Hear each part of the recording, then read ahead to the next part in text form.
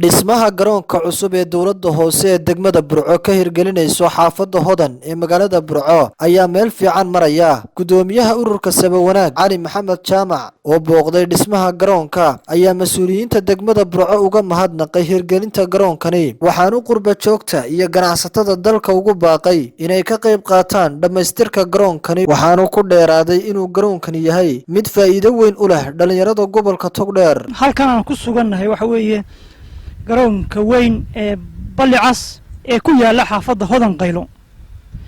garoonkan waxa dhisaya Dawladda Hoose, waxaanu ka mid yahay labada garoon ee Dawladda Hoose dhisayso. waxaanu mahad celinayaa ama mahadnaqayaa maayirka magaalada Burco, xildhibaanada, xoghayaha gartay runtii inuu gobolku u baahan yahay garoomo badan. runtii anigoo ku hadlaya afka qurba joogga ahna gudoomiyaha ururka Samawadaag, waxaan qurba joogga iyo qoljoogga iyo ganacsatadaba ka codsanayaa ee gobolka Togdheer inay la dhisaan Dawladda Hoose garoonkan. sidaa ogtihiinba dhalinyarada gobolka Togdheer aad iyo aad bay badan tahay. iminka da'yartu waxay ku ciyaartaa wadooyinka iyo xaafadaha hortooda.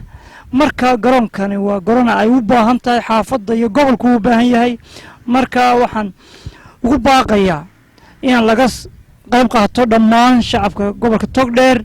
mar labaad iyo mar saddexaad ba waxaan u mahadnaqayaa maayirka iyo golaha deegaanka oo runtii isku xilqaamay inay ka shaqeeyaan.